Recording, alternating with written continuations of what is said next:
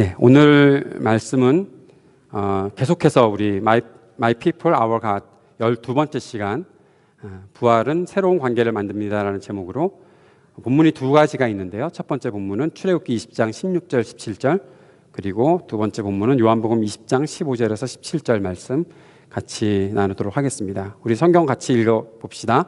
먼저 출애굽기 20장 16절 17절 말씀 읽겠습니다. 시작. 너희 이웃에게 불리한 거짓 증언을 하지 못한다. 너희 이웃의 집을 탐내지 못한다.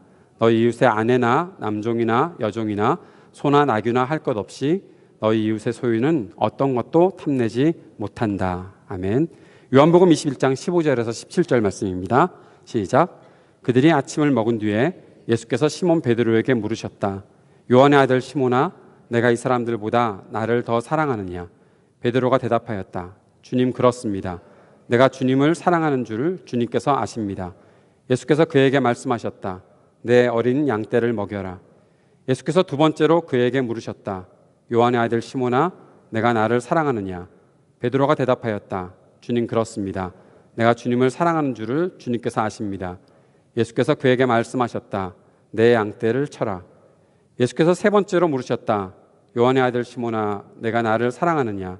그때 베드로는 예수께서 내가 나를 사랑하느냐 하고 세 번이나 물으심으로 불안해서 주님께서는 모든 것을 아십니다. 그러므로 내가 주님을 사랑하는 줄을 주님께서 아십니다 하고 대답하였다. 예수께서 그에게 말씀하셨다. 내 양떼를 먹여라. 아멘.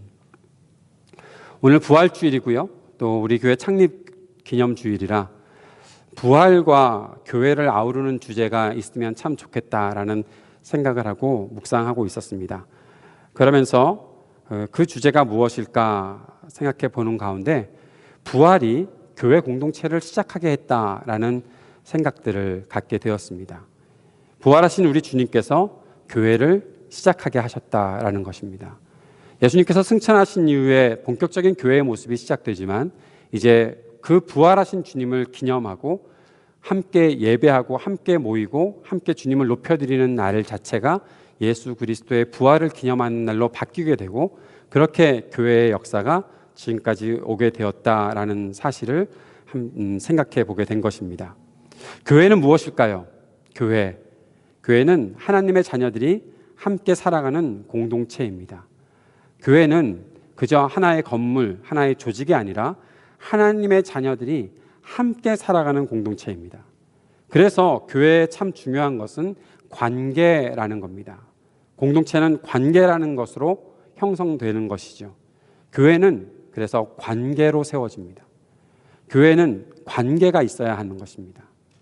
서로 그냥 알지 못하는 채로 왔다 갔다 하는 곳은 참된 교회라고 보기가 참 어렵습니다.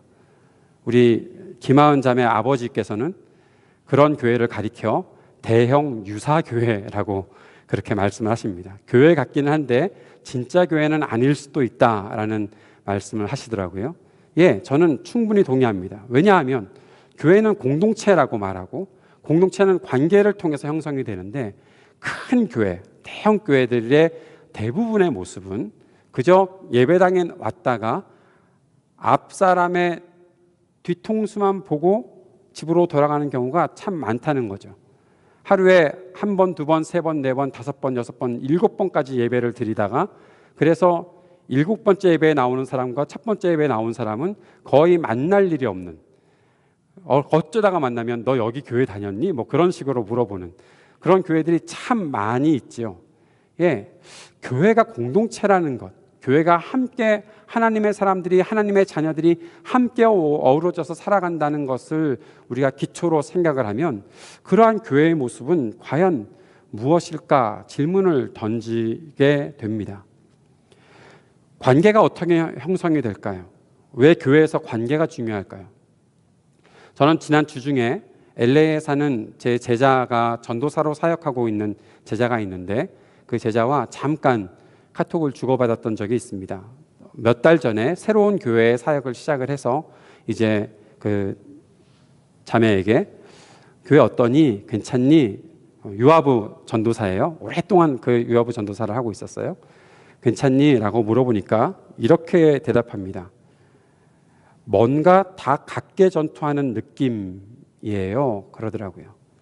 교회 나가서 열심히 일하는데, 모두가 열심히 일을 하는데 모두가 다 각계 전투하고 있는 것 같다. 뭔가 열심히는 하고 있는 것 같은데, 그리고 그 열심에 자긍심들을 다 가지고 있는 것 같은데 뭔가 허전하다는 것이었어요.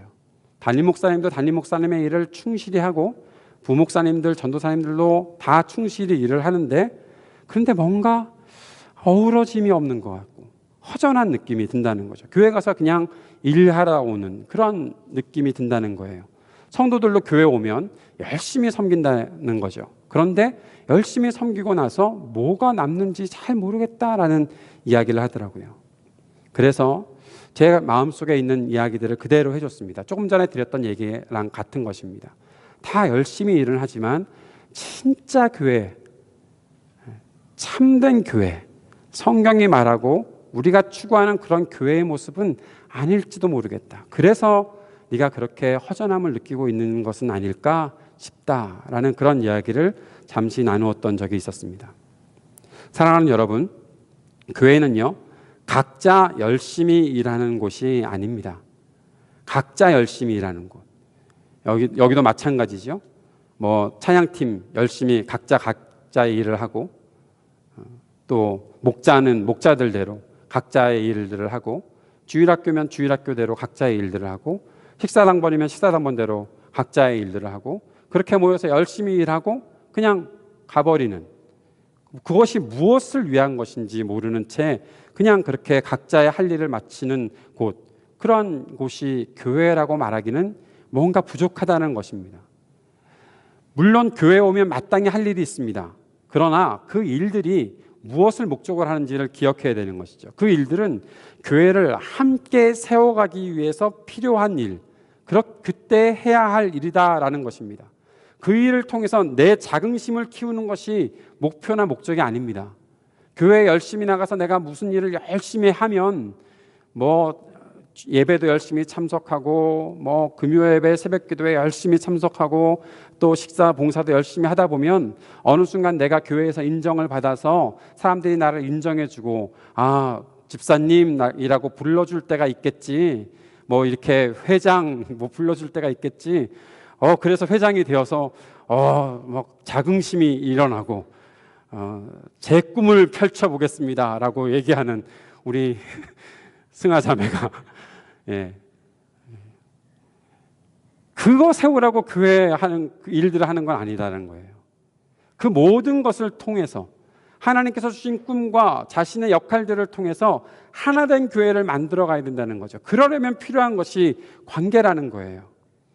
하나님께서 내가 교회에서 열심히 신앙생활 했으니까 내게 복을 주셔서 나에게 내가 원하는 것들을 다 이루게 하셨다. 알아? 너희들 알고 있니? 이런 거야. 신앙생활이라는 것이 이런 거지. 내가 열심히 이렇게 섬기고 열심히 기도했더니 내가 이렇게 잘 됐잖아. 내 남편 잘 됐고 나 잘 됐고 우리 자녀들 잘 됐잖아. 너희들 나만 따라와 라고 말하는 것이 교회가 아니에요. 그건 하나님이 복을 주셔서 그렇게 된 거예요. 그거 나누면서 감사하는 건 괜찮아요. 그런데 그것보다 더 중요한 것은 교회를 하나 되게 만들어가는 거예요. 그러려면 하나님께서 주신 은혜가 왜 나에게 주어졌는지를 알고 그것을 나누는 과정들을 통해 우리가 무엇을 향해 나아가야 하는지를 서로가 깨닫고 알아가야 되는 거죠. 그게 온전히 이루어지는 것이 교회예요. 그렇게 되기 위해 필요한 것이 있어요. 교회에 꼭 필요한 것이 있어요. 두 가지라고 보는데요. 첫 번째는 배움이 있어야 되고요. 두 번째는 소통이 있어야 돼요. 배우고 나누어야 한다는 거예요. 교회에는 배움과 소통이 끊임없이 이어져야 되는 거예요.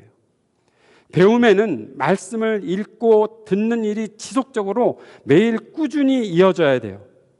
바르게 연구하고 묵상하는 일이 계속돼야 돼요. 목사님이 해주세요. 저는 할게요. 그런데 제가 여러분들에게 나누어 드릴 때마다 여러분은 그 일에 최선을 다해야 돼요. 주일날 한 번 말씀 듣는 것으로 내 배움이 가득 차겠구나. 여러분 그렇게 생각하신다면 여러분은 정말 대단한 분이에요. 제가 여러분께 가서 배울게요. 만약에 그것이 아니라면 여러분 스스로 그 배움의 길들을 찾아 나가야 되는 거예요. 그 묵상하는 일들이 계속돼야 되는 거예요. 하나님의 말씀을 내가 받고 이 말씀대로 내가 어떻게 살아갈까 고민하고 연구하고 또 다짐하고 결단하고 하는 일들이 계속 되어야 되는 거다. 그것이 내 습관으로 묻어놔야 돼요. 매일매일의 삶의 습관으로 묻어놔야 돼요. 성경을 읽는 일, 말씀을 듣는 일, 성경을 연구하는 일, 묵상하는 일, 이 모든 것이 완전히 습관으로 길들여져야 돼요. 이렇게 말씀드리면 이런 말씀을 하시는 분들이 있을지도 몰라요. 나는 그렇게 막 억지로 뭔가 습관을 길들이기 위해서 해나가는 일들이 좀 부담스럽습니다 라고 말씀하시는 분들이 계실지 몰라요. 내 마음이 언젠가 확실하게 동했을 때, 내 진심이 팍 일어났을 때, 그때 되면 그때 잘할 수 있겠죠. 여러분, 그러한 때는 오지 않습니다. 절대로 오지 않습니다. 갑작스럽게요? 아니요, 그렇지 않아요. 하나님은 성경을 통해서 우리에게 갑작스럽게 무슨 일이 일어날 거야, 그것이 바른 길이라고 말씀하지 않으셨어요. 성경에 가장 많은 비유가 뭔지 아세요? 농작의 비유예요. 농사 짓는 비유예요. 나무를 키우고 곡식을 키우고, 여러분, 그것은 어떻게 이루어집니까? 갑자기 나무가 막 자랍니까? 제크와 콩나무입니까? 콩을 심었더니 확 자라서 하늘까지 올라갑니까? 아니요, 그렇지 않잖아요. 키우기 위해 물 주고 가꾸고 하는 일들이 매일 습관적으로 일어나야 되잖아요. 맞아요, 틀려요? 맞아요, 틀려요? 여러분, 아이들이 태어나서 자랄 때 아이들이 먹고 싶을 때만 여러분이 밥을 줍니까? 네가 언젠가 먹고 싶다고 할 때까지 내가 기다리마. 그때 먹는 게 진짜 먹는 거야? 그렇게 하고 아이들 자라게 합니까? 잘 모르시는 분들은 나중에 애 낳고 나서 근데 애들 그렇게 안 하잖아요. 때 되면 먹이잖아요. 꼭 안 먹여보신 분들처럼 내가 여기다 걸려들면 안 되겠다라고 지금 재고 계시는 거죠. 여러분, 그렇지 않아요. 그렇게 한꺼번에 자라는 아이들 없어요. 차근차근 자라는 거죠. 매일의 습관들을 배워가며 자라는 거죠. 언제 밥을 먹는지, 어떻게 해야 무엇을 하는지, 내 생활들을 위해서 훈련해 나가는 과정들이 있잖아요. 그때 그렇게 될 때 성숙이라는 것이 오게 되고 깨달음이라는 것이 오게 되고, 그것을 내 자신이 어떤 사람이라는 것을 깨닫게 되는 것이지, 하다가 말다가 하고 싶을 때 하고 말고 싶을 때 말고, 지금은 때가 아닌 것 같아서 말고. 여러분, 신앙생활은 그렇게 하라고 성경에서 가르쳐주지 않으셨거든요. 여러분의 배움의 기회가 하나님께서 여러분들에게 허락하실 때 그 배움의 기회들을 꼭 찾아가셨으면 좋겠어요. 그러지 않으면 잘하지 않습니다. 나중에 무슨 얘기를 하나 하면 교회 헛다녔다라는 얘기를 혼자서 하고 있을지도 몰라요. 왜요? 그건 여러분 자신의 책임이에요. 여러분이 그렇게 훈련하지 않아서 그런 거예요. 하나님께서 허락하시는 그 시간마다 배우고 훈련하는 일들이 우리 안에 계속 이루어져야 되는 거예요. 그 다음에 소통이 있어야 돼요. 소통은 무엇을 이루나 하면 나의 것을 나누는 일들, 내가 배웠던 것들을 가지고서 나누는 일들이 있어야 되는 거예요. 저는 우리 교회 토요일 아침마다 있는 형제만을 너무 사랑해요. 제가 오늘 지금 드리는 이 말씀들은 어저께 나누었던 내용들이거든요. 어저께 우리가 그런 이야기를 나누었어요. 배우기는 맨날 배우는 것 같고 뭔가 열심히 하고 있는 것 같은데, 그런데도 뭔가 이렇게 내가 성숙했다라는 느낌이 들거나 뭔가 이렇게 딱 터졌다라는, 이제 됐다라는 느낌이 들지 않는 이유가 뭘까? 그런데 어저께 우리가 읽고 있던 세계관 수업이라는 책에 양유송 씨가 이런 이야기를 했어요. 우리는 타자를 인식함으로써 자아 정체성을 수립한다. 타자와의 만남 같은 외부의 충격 없이 스스로 자기 자신을 돌아보는 것은 극히 드문 경우다. 누군가를 만났을 때, 누군가와 만나서 나의 것들을 나누게 되었을 때, 그때야 내가 배운 것이 무엇인지를 알게 된다는 거죠. 여러분, 박사과정에서 공부하면서 그동안에 석사까지 아니면 학사까지 있을 때와 다른 것은 무엇입니까? 학사 때까지는 계속 배우는 입장이잖아요. 내 것을 뭔가 이렇게 남들에게 프레젠테이션하거나 나타내 보이는 일들이 많이 드물잖아요. 그런데 점점 높아지는 배움의 과정에 갈수록 나의 것이 무엇인지를 사람들에게 나타내야 될 때가 있는 거잖아요. 그것의 정점에 이르는 것이 박사의 논문을 쓰고 그것을 발표하고 디펜스하고 하면서 나의 어떠한 논문들을 내는 거 아닙니까? 맞아요? 나는 안 해봐서 잘 몰라 그걸. 근데 나는 맨날 하고 있다고 생각을 해요. 나의 것을 내가 배우고 연구하고 하는 것을 매주 아니 매일 아침 나누고 있으니까. 근데 그렇게 하다 보면 내 속에 있는 것이 무엇인지를 그때서야 깨닫게 된다는 거예요. 내가 어떤 정체성을 가지고 살아가는가, 내가 어떤 사람인가 그 사실을 깨닫게 되는 거예요. 이게 소통의 힘이에요. 소통은 두 가지로 나눌 수 있어요. 하나는 그냥 나누는 거죠. 하나는 가르치는 거예요. 사랑하는 여러분, 여러분이 나는 평신도예요. 여러분 우리 교회에서는 평신도라는 말 저는 안 쓸 겁니다.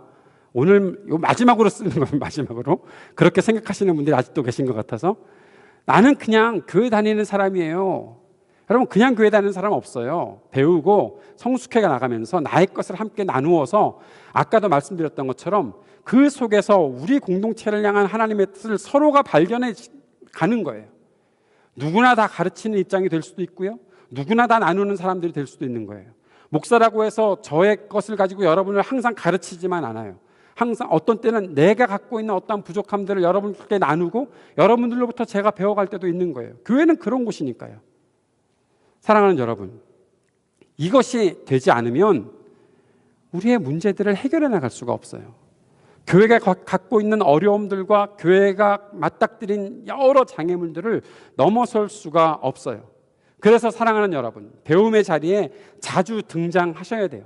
배움의 기회를 놓치지 않을 마음가짐과 용기가 있어야 돼요. 그리고 배웠다면 배운 것으로 다른 사람과 나눌 수 있어야 돼요. 나눔을 잘하는 사람에게 때로는 가르치는 기회가 생길 수도 있어요. 그때 좋은 가르침으로 다른 사람들을 성숙시킬 수 있어요. 그리고 그 과정에서 내 자신이 어떠한 사람인가, 내 정체성이 무엇인가, 내가 얼마나 더 성숙했는가를 알 수가 있어요. 그냥 그 자리에 그냥 뭐 또 이도저도 아닌 어떠한 자리에서 머뭇머뭇거리고 주저주저 하지 마세요. 무엇인가를 해낼 수 있어야 되는 것이죠.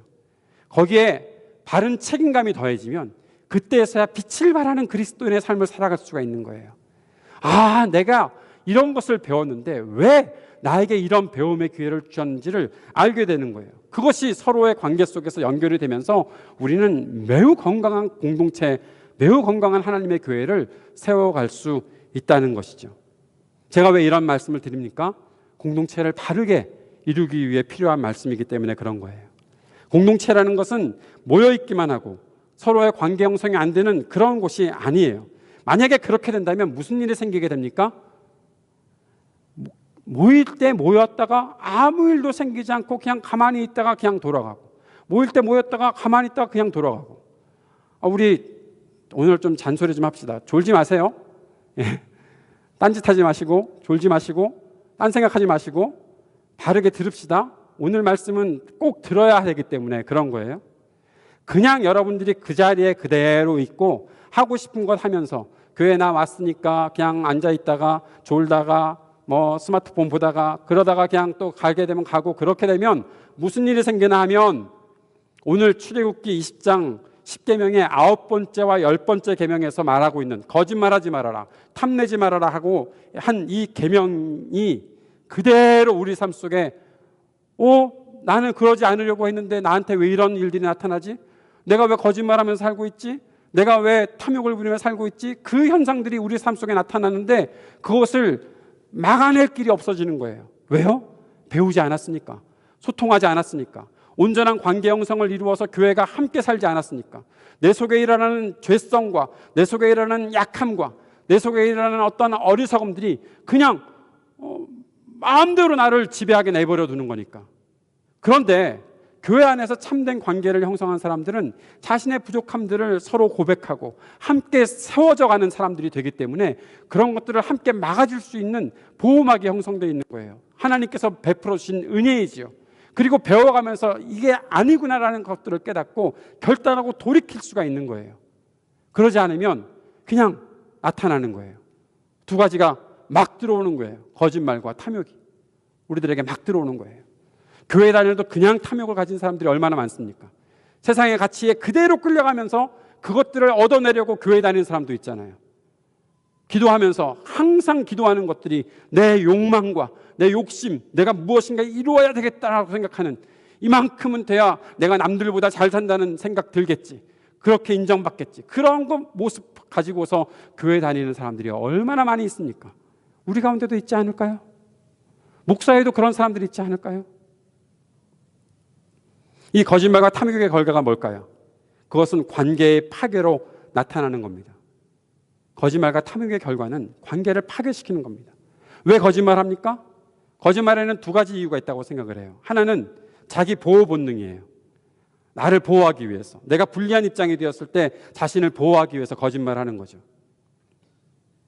두 번째는 경쟁, 승리욕, 내가 뭔가 이겨보겠다.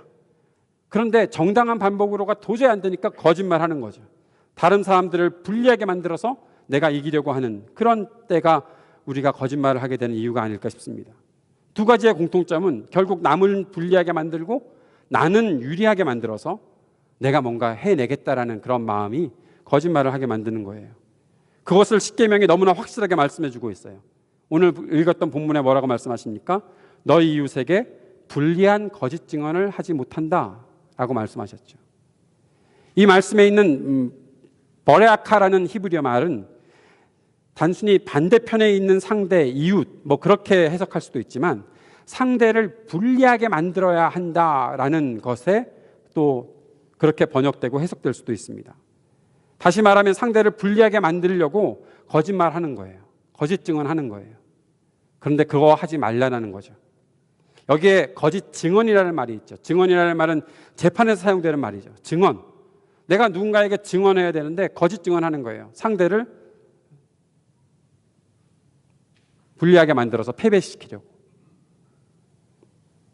증인이라는 영화 보셨어요? 증인이라는 영화를 한번 보세요. 안 보신 분들은 꼭 한번 어떻게든지 찾아보세요. 인터넷에 떠돌아다니고 있을지도 모르니까 무엇이든지 한번 꼭 찾아서 보셨으면 좋겠어요. 진실을 말해야 돼요. 진실을. 우리는 생각할 때 저 사람은 진실을 말하지 않을 거라고 생각하는데 진실을 말하는 사람들이 세상에 있다는 거예요. 그 일들을 해야 되는 거죠. 변호사들이라고 해서 얼마나 많은 거짓말들을 만들어냅니까? 죄인들과 함께 얼마나 많은 거짓말들을 돈으로 만들어내고 힘으로 만들어냅니까? 그래서 결국에는 사람들을 패배시키는 일들이 얼마나 많이 있습니까? 하나님은 그렇게 하지 말라고 말씀하시는 거예요. 거짓말의 원인, 상대를 불리하게 만드는 것, 그 결과는 결국 관계가 깨어지는 것이죠. 탐욕도 마찬가지입니다. 10번째 계명, 너희 이웃의 집을 탐내지 못한다라고 말씀하셨죠.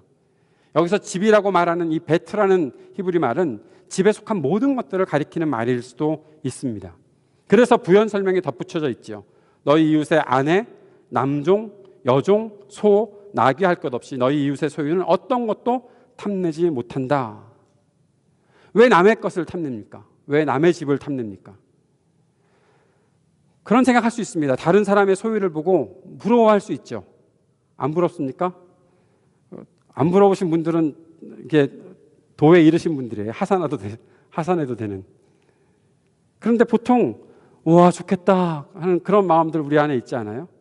그런데 그 부러움을 넘어서 무슨 생각을 합니까? 저 원래 내가 가져야 되는 건데, 저 차 원래 내가 가져야 되는 건데, 저 집, 저거 내가 가져야 되는 건데 왜 저 사람이 저기 살고 있는 거야?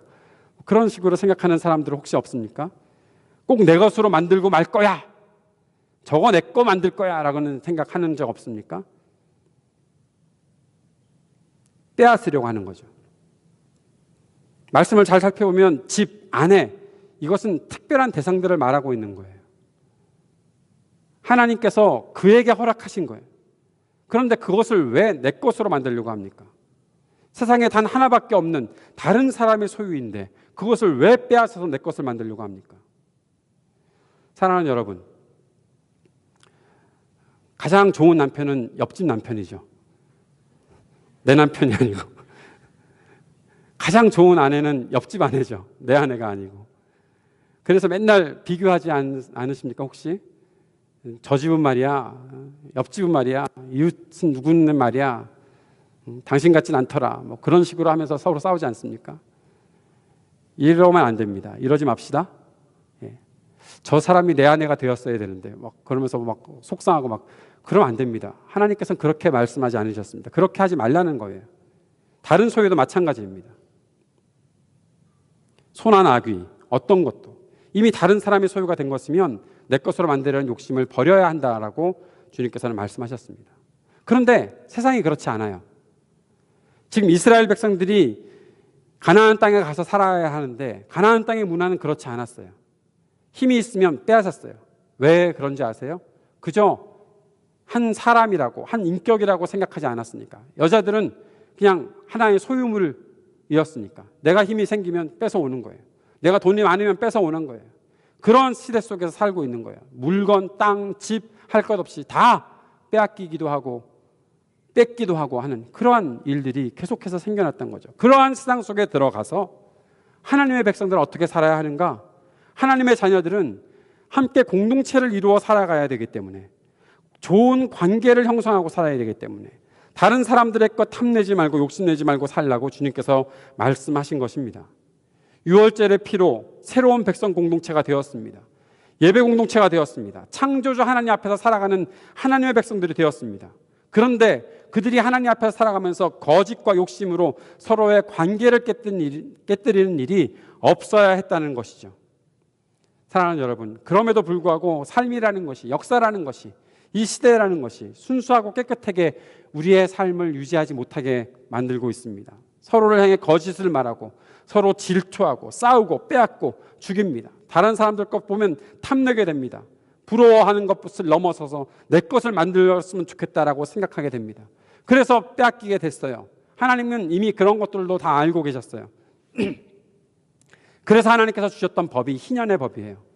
희년이 되면 50년째가 되면 너희가 어떻게 소유가 왔다 갔다 했더라도, 종들이 되고 누군가의 소유가 되고 뭐 다 이것저것 다 빼앗겼더라도 50년째가 되면 다 원상복구해라. 다 원상복구해서 처음부터 다시 시작하는 걸로 해라. 땅을 더 많이 가졌던 사람도 그거 다 원래대로 돌려놓고, 남에게 빚을 져서 고통받는 사람이 있을 때 그 빚을 탕감해주고 원상복구시키는 그러한 일들을 만들어 주셨던 거죠. 그런데 세상이 희년을 지킵니까? 안 지켰습니다. 얼마나 지켜졌는지 잘 몰라요. 역사 속에서 희년의 법이 지켜졌던 때를 계산해 보면 뭐 5번도 안 나올 것 같아요. 언제 지켜졌을까? 성경에는 지켜졌다라고 잘 말하지 않아요. 우리도 마찬가지죠. 그러한 시기심과 부러움과 질투 속에 살아가는 때가 참 많이 있다는 거죠. 욕심이 생기기도 하고 뭔가 더 해보려는 마음들이 생기기도 하고, 남의 것을 보면 부럽고, 저도 참 많이 부러워해요. 사람들을 보면서. 얼마 전에 우리 혜운자매가 브이로그를 만들어서 이렇게 구독자를 모집 중에 있습니다. 어저께 보니까 23명의 구독자가 있는데, 저는 유튜브 계정을 가지고서 시작한 지가 몇 년이 됐는데 어저께 보니까 37명의 구독자가 있더라고요. 나는 몇 년 동안 했는데 저 자매는 보름도 안 됐는데, 내가 볼 때 보름도 안 된 것 같은데 23명, 나는 몇 년을 했는데 37명, 내가 뭐 하는 짓인가 싶은 생각이 들고, 왜 우리 교회 교우들은 구독을 안 하는 거야? 막 그런 원망도 들고, 한 몇 시간 동안 뭐지 이게 막 그렇게 생각이 들더라고요. 하나님이 저를 위로해 주셨어요. 지난 주일 설교를 하루 만에 거의 100명 가까이 되는 사람들이 하루 만에 보았어요. 위로가 되더라고요. 그런 거에 위로를 받아요. 목사가 참 재밌죠. 예. 평소에 100명 되려면 한 3년 지나야 될까 말까 하거든요. 제 다른 설교들을 여러분들이 히스토리를 쭉 한번 보셔요. 우리 교회 들어가셔서. 그러면 한 3년 지난 설교도 한 50명 들었을까 말까 한데, 여러분 한 가지만 상식으로 말씀드리면, 구독자가 1000명이 돼야 휴대폰을 가지고 예배 라이브 방송을 할 수 있습니다. 간단하게. 정책이 바뀌어가지고요. 못해요. 시작한 지 얼마 만에 지금 다 못하고 있어요. 1000명의 구독자를 모아주십시오. 그래야 우리가 편안하게 라이브 방송을 할 수 있습니다. 뭐 되겠습니까? 우리 교회 사람들도 안 하는데. 예. 사람들은 항상 무엇인가 부러움을 갖고 살아요. 제가 감사했던 건 질투는 안 했다는 거예요. 질투는 안 해요. 다른 세계의 사람이니까라고 생각하고 나에게 주신 거 그냥 열심히 하면 되지 생각을 하니까. 근데 이러한 질투와 욕심 속에 살아가는 사람들이 있었습니다. 예수님께도 그러한 제자들이 있었습니다. 예수님을 따르던 12명의 제자들, 그들은요 항상 누가 크냐 가지고서 싸웠던 사람들이었어요. 오늘 우리가 베드로와 예수님의 대화를 보았는데 제가 그 본문까지 포함시키지 않았는데 이 대화가 끝난 다음에 베드로가 예수님께 이런 질문을 합니다. 저 사람은 어떻게 되겠습니까? 요한복음 21장 20절 말씀에 저 사람은 어떻게 되겠습니까? 좀 전에 예수님께서 지금 배반했던 사람 회복시켜 놓으시고 사랑 고백 다 받아 놓으셨는데 금방 생각이 바뀌는 건 뭔가 하면 요한을 가리키면서 요한은 어떻게 될 거예요? 앞으로 물어보시는 거죠. 왜 물어봅니까? 나는 주님께서 이렇게 살 거라고 말씀하셨는데 쟤는 어떻게 될 것 같은데요? 여러분하고 똑같은 거예요. 아이가 학교에서 공부 잘해왔는데 잘했다라고만 묻지 않고 옆집에는 어떻게 됐니? 꼭 물어보는 그러한 우리들의 욕심이 똑같이 나타나는 거죠. 그러한 제자들 가운데 주님께서는 어떻게 일하셨는지 오늘 본문 요한복음 21장 15절에서 17절 말씀을 함께 나누려고 하는 겁니다. 베드로는 예수님께서 십자가 죽음을 당하시기 전에 너 나를 배반할 거야. 너 나를 3번 모른다고 부인할 거야. 라고 그렇게 말씀하셨는데도 불구하고 자기는 결코 배반하지 않겠다고 그랬었거든요. 그랬다가 결국에는 배반했습니다. 3번이나 부인했었습니다. 그랬던 베드로에게 부활하신 예수님께서 찾아오신 것입니다. 요한의 기록에 따르면 이미 예수님은 제자들에게 나타나셨어요. 제자들을 한번 다 만나셨어요. 도마가 나 못 믿겠다 그랬을 때 예수님께서 도마에게 나타나셔서 제자들 다 있는데 나타나셔서 나 만져볼래? 여기 못 박혔었어. 만져볼래? 여기 창이 찔렸었어. 그렇게 하셨던 장면이 있잖아요. 그때 베드로가 있었을 거 아니겠어요. 그런데 베드로는 그때 아무 소리도 하지 못했어요. 그리고 고기 잡으러 가자. 그러고서 제자들 데리고 고기 잡으러 갔어요. 예수님은 베드로를 만나러 다시 찾아가셨어요. 그리고 고기 못 잡고 있는 제자들에게 야, 배 오른편으로 그물을 내리면 고기 잡을 수 있을 거야 라고 말씀하셨고 결국 그때 153마리나 되는 고기를 잡아 끌어올리면서 제자들 중에 베드로가 주님이시다 라고 그때서야 외치고 그때서야 주님께 달려갑니다. 그리고 아침을 차려주셨습니다. 그거 다 먹고 난 이후에 베드로에게 3번을 물어보시는 거죠. 너 나 사랑하니? 너 나 사랑하니? 너 나 사랑하니? 왜 3번 물으셨을까요? 다른 내용으로 물어보신 것이 아니에요. 예수님은 3번 부인했던 3번 자신을 배반했던 베드로에게 3번의 사랑 고백을 받아내시는 거예요. 너 나 3번 부인했었잖아. 너 나한테 다시 한번 3번의 사랑 고백하자. 너 나 사랑하니? 네, 주님 사랑합니다. 네, 주님 사랑합니다. 3번째 물으셨을 때 베드로가 불안해서 왜 불안했을까요? 3번이었구나. 내가 3번 부인했구나. 예수님은 베드로에게 사랑의 고백만 확인시켜 주신 것이 아니라 베드로가 제자로서 살아가야 되는 사명까지도 다시 한번 확인시켜 주신 것입니다.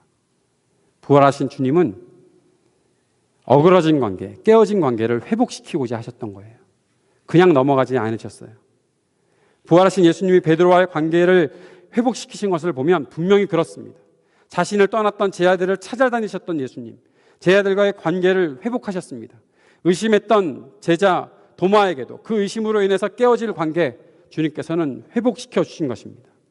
부활은 새로운 관계를 만들어 주시는 것이죠. 욕심과 질투, 의심과 싸움으로 갈라진 모든 관계들이 부활하신 예수님으로 말미암아 회복되는 것입니다. 이 속에서 우리가 발견해야 되는 진리들이 몇 가지가 있습니다. 사랑하는 여러분, 앞에서 말씀드렸던 것들을 다 종합해서 함께 정리합시다. 먼저 우리는 하나님께서 우리에게 주신 계명이 무엇인지를 잘 알아야 합니다. 거짓말하지 말아야 하는구나. 욕심내지 말아야 하는구나. 왜? 좋은 관계를 위해서. 좋은 관계를 위해서. 사랑하는 여러분, 거짓말하면 관계는 깨집니다. 욕심부리면 관계는 깨집니다. 다른 사람들 것을 욕심내는 일은 절대로 없어야 합니다. 그것을 뭔가 얻어내려고 거짓말하는 것도 없어야 하는 것입니다. 배워야 합니다. 배워야 알 수 있는 것이니까요. 배우지 않으면 알 수 없습니다. 배우지 않고 주님께서 무엇을 말씀하셨는지 모르겠다고 말하는 그러한 핑계 앞으로 우리가 되지 않았으면 좋겠습니다. 두 번째, 우리가 어떤 사람들인지 알아야 합니다. 나의 정체성, 나는 누구인가? 내가 왜 하나님 말씀 듣고 배워야 하는가? 내가 왜 교회에서 함께 살아가야 되는가? 내가 어떤 사람인가? 알 수 있어야 하는 것입니다. 그것을 위해 아까 말씀드렸던 것처럼 타인과의 관계와 소통을 우리가 중요하게 생각해야 되는 것이죠. 배운 것이 실천 안 된다고 핑계대지 말고 주저하지 말고 내가 있는 것들을 사람들과 나누고 그것을 통해서 하나님 나라를, 하나님의 공동체를 함께 세워가는 그러한 하나님의 사람들로서 우리가 살아갈 수 있어야 하는 것입니다. 그리고 세 번째는 우리에게 먼저 다가오시는 주님을 발견해야 하는 것입니다. 하나님께서 말씀하셨을 때 그 이 말씀을 주시는 분이 바로 하나님이시구나. 여기에 대해서는 우리가 다음 주에 조금 더 나누겠지만 이 하나님을 발견해야 되는 것이죠. 예수님께서 배반했던 제자들에게 찾아오셨을 때 주님을 발견하고 주님께로 나아갈 수 있는 그런 기회를 우리가 얻어야 되는 것이죠. 이것이 은혜입니다. 사랑하는 여러분, 이것을 가리켜 우리는 은혜라고 말합니다. 하나님을 발견하는 것, 그것이 은혜입니다. 이 은혜의 자리에 여러분 가실 수 있게 되기를 바랍니다. 하나님을 발견하는 곳에 갈 수 있는 그런 은혜를 누리실 수 있기를 바랍니다. 그리고 마지막으로 사람을 위해 섬길 수 있어야 되는 것이죠. 지난주에 말씀드렸던 것처럼 사람을 소중히 여겨야 한다. 사람을 소중히 여기기 위해서 내가 어떻게 살아야 하는가, 그 말씀들을 꼭 기억해야 되는 겁니다. 그것을 위해서 우리가 한 가지 더 해야 될 것이 있습니다. 그것은 바로 용서라는 거죠. 용서가 새로운 관계를 시작하는 겁니다. 우리 가운데 거짓말하는 사람이 있을 수도 있습니다. 우리 가운데 욕심 부리는 사람이 있을 수도 있습니다. 그러한 사람들 때문에 우리가 상처받고 아픔을 겪일 수도 있습니다. 예, 그렇습니다. 그래서 때로는 관계가 깨지기도 하고 교회가 어려움을 겪기도 합니다. 그럴 때 우리 공동체가 해야 되는 일은 용서입니다. 함께 세워갈 수 있는 사람들. 용서를 위해서 필요한 것이 무엇입니까? 바른 것이 무엇인지를 바르게 가르쳐주고, 그리고 그 사람의 잘못을 정말 솔직하게 비판하고 지적하고 고칠 수 있도록 해줘야 되는 거죠. 덮고 넘어가는 것이 용서가 아니에요. 덮고 넘어가는 것, 그냥 모르는 체 하자, 그건 무관심이죠. 사랑 아니죠.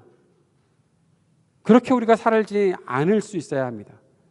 그러한 공동체가 되기 위해서 가장 중요한 우리 관계 속에서 서로가 솔직하게 자신의 것들을 내어놓아도 믿음직하다, 믿을 수 있다. 우리 공동체는 믿을 수 있다. 그래서 내가 내 잘못을 시인할 때도 있고 내가 고쳐나가는 것에 있어서 부끄러워하지 않을 수도 있는 그러한 공동체를 만들어가는, 그것이 진짜 교회이죠. 부끄러워서, 화나서 교회 안 나오고, 안 가? 떠나야지? 떠나면 되지. 뭐 교회가 여기밖에 없나?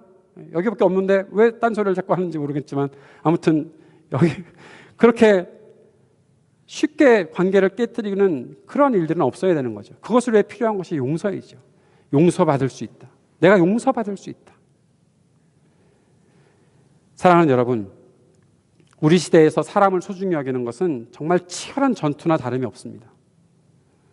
사람들은 그렇게 안 살거든요. 그냥 버리고 끝나거든요. 나가라 그래. 끝. 저 사람과의 관계 끝. 그러나 우리는 하나님께서 우리에게 주신 책임감이 그렇게 가벼운 것이 아니거든요.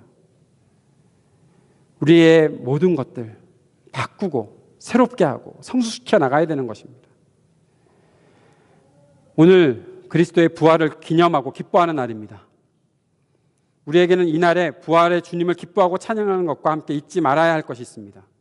그것은 우리가 둘째 부활을 기대하고 소망하는 믿음의 사람들이기 때문입니다. 내가 부활을 경험할 수 있다. 여러분, 부활하실 것을 믿으십니까? 그리스도 십자가가 결국 부활로 그 영광스러움으로 끝났다는 사실, 그것을 이루셨다는 사실 여러분 분명히 믿으십니까? 그리고 여러분도 그 십자가의 길, 고난의 길, 어려운 길을 걷다가 어느 순간 부활과 영광스러움을 경험하실 것들 분명히 믿으십니까? 우리 교회가 그렇게 부흥해하는 교회는 아니지만 이럴 때는 아멘을 하는 것이 좋지 않을까요?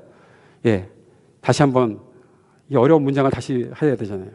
사랑하는 여러분, 우리가 십자가의 길, 고난의 길, 어려운 길을 걷더라도 결국 우리 하나님께서 우리들에게 생명의 부활을 경험하게 하실 것, 그것을 이루실 것 여러분 분명히 믿으십니까?